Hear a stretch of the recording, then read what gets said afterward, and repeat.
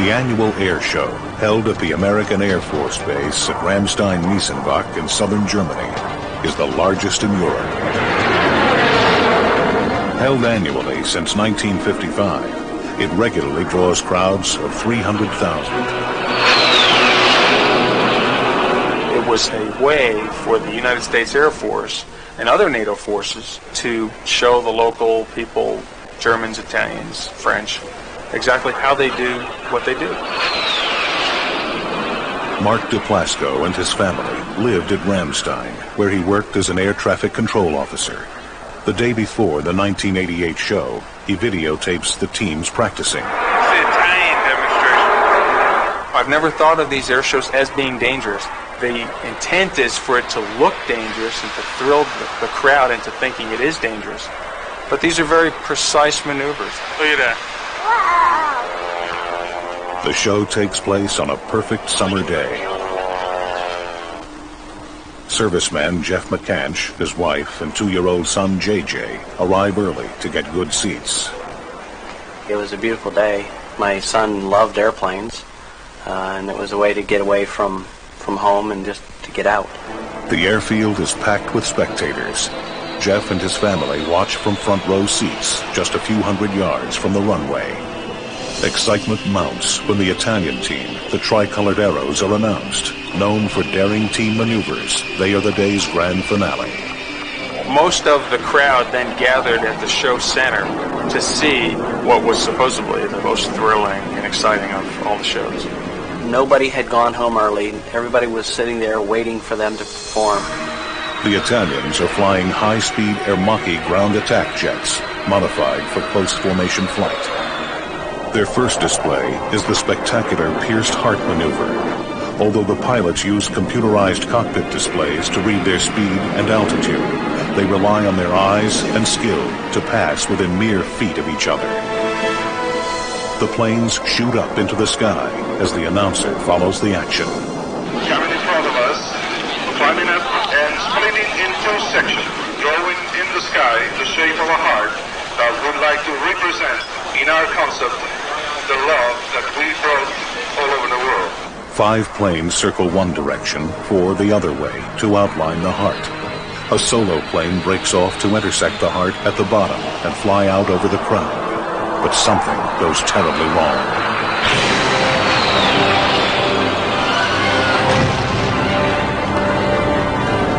The solo plane clips the wings of 2 others and crashes into the crowd at 500 miles per hour.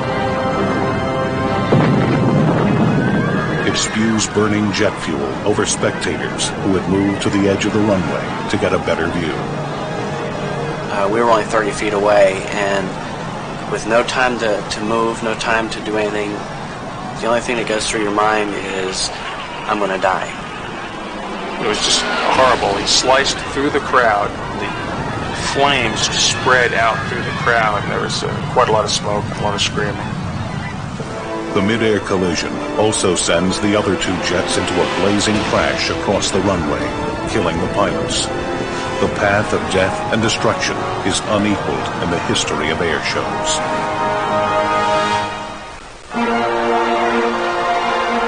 Emergency vehicles and burn units race to the scene of the Ramstein air show disaster. Jeff McCanch and his wife are blown back by the explosion created by the solo plane. But the shockwave lifts their tiny son's baby basket and carries him away. Jeff rushes back to find his baby. He is amazed to find JJ still lying on their charred blanket. As Jeff grabs his son to his chest, a photographer catches the incredible moment on film. I don't have any idea how I found my son. He was just there. I can't explain it to this day. It's like somebody up above had guided me to him. JJ is badly burned and in shock as Jeff carries him to safety. Up in the control tower, Mark DePlasco has his hands full. The Italian pilots still in the air have just watched 3 of their teammates die and now have no place to land. They were very, very upset. And so we were trying to calm them down and coordinate their recovery into another airbase. Then we immediately focused our attention on the obvious large number of people that were injured. We knew we were going to have an incredible effort to air evac badly burned individuals. Right after the accident, there was total pandemonium. People trying to just get out of the area. People running everywhere, not knowing which way to go. People screaming, people on fire.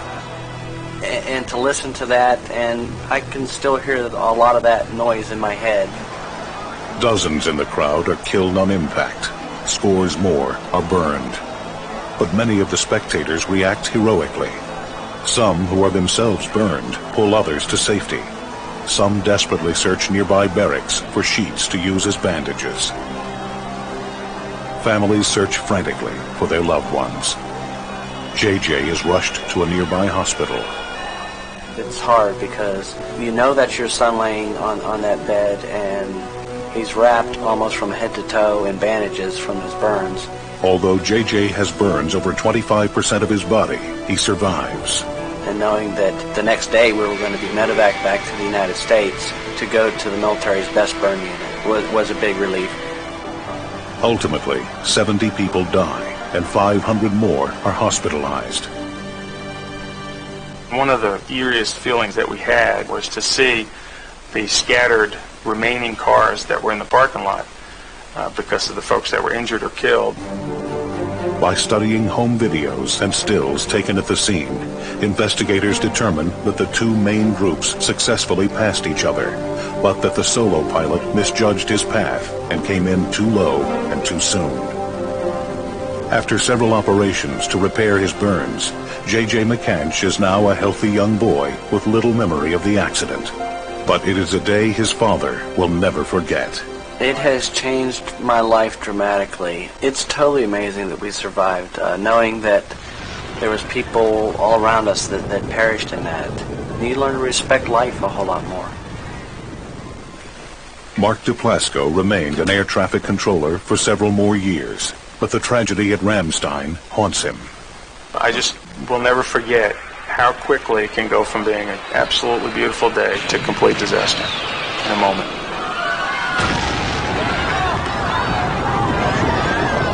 The Italian air team still performs in air shows, but not at Ramstein. That air show has been canceled for good. Other air shows have learned from the Ramstein disaster. New international safety reforms now keep flying planes at least 1,500 feet from the spectator line. They are not allowed to fly over or even toward the crowd.